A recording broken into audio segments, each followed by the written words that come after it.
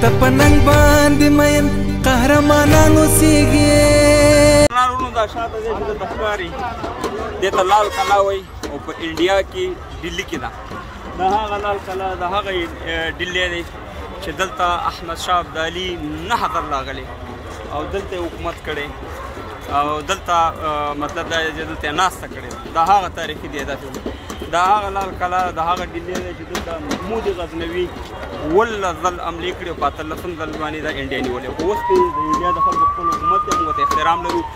خو یو خبره کوو چې په خپل تاریخ په خپل مړانه باندې فخر کوو. ما خپله دلته تقریبا څه د پاسه 1000 کاله افغانانو پښتنو دلته مختلفو شکلونو کې حکومت کړی دی او تاریخ چې راوالی ډېر نومونه دي، بیا به په دې ویډیو کې ډېر اوږده شي. خو یو خبره کوو چې زه خپله دغه درانسا ورته وایي چې یو بل ښار دی هلته تلمه نو لاره کې دمه کوله مزل ډېر و. هوټل ته کوشو نو ما ته ویل چې د کوم دین راغلی یم؟ زه چې د افغانستان نه راغلی یم. ویل ښه پټان یم پښتون یم. ویل دا هوټل چې دا ستاسې برکت دی. ما ویل څنګه؟ ویل ځکه چې دا شیرشاه سوري دا هوټل یې هغې جوړې کړی په هغې وخت کې، یعنې هغه هم یو افغان و او 15 کاله په دې خطه کې حکومت کړی و. نو ویاړ افتخار په خپلو مشرانو کوو چې یو داسې تاریخ یې راته پرېښی. او بل د انډیا خلک ډېر احترام لري افغانانو ته چې د هر یو انډین نه پوښتنه وکړي چې ستا اولنی وطن څوک دی، کوم یو دی؟ نو درته وایي چې افغانستان. یقین وکړه چې ما ته خپله ویلي او دلته باقاعده د افغانانو د ورځ مانځل کېږي، د افغانانو ته ډېر احترام کېږي. نو الحمدلله په خپل تاریخ په خپل مړانه باندې فخر کوو او دا ځای مې د تاریخي ځای ښودلو چې دا هغه ځای دی چې دلته احمد شاه ابدالي حکومت کړی دی. نن د انډیا د خلکو حکومت دی او بس دې ته د وطن ښه کړي. خو موږ او تاسې خپل وطن باید چې آباد کړو، خپل وطن ته کار وکړو.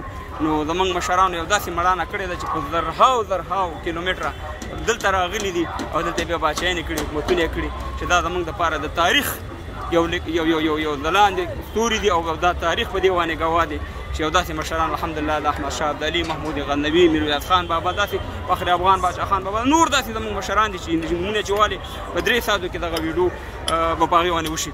خو شکر الحمدلله چې دغه شانې مشرانو لرودو او دغه شانې تاریخ راته پرېښی دی. نو خالي دغه مې درته لږ ون شانې ویډیو ښودله چې ځوانانو په خپل تاریخ باندې ویاړ کوئ، خپل احمد شاه ملي اتل قهرمان باندې او محمود غزنوي وانی چې د هغه دین راغلی دلته حکومتونه کول. دا اسانه خبره نه وه په هغه وخت کې. په دې هیله چې دا ویډیو دلته پننګ باندې مین قهرمانان اوسېږي. دلته پننګ باندې مین قهرمانان اوسېږي.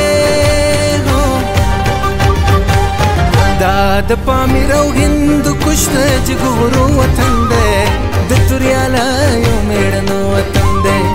بد ورته مه ګورړندېږي د زمرو وطن دی، د توریالیو مېړنو وطن دی، د توریالیو مېړنو وطن دی، د ننګیالۍ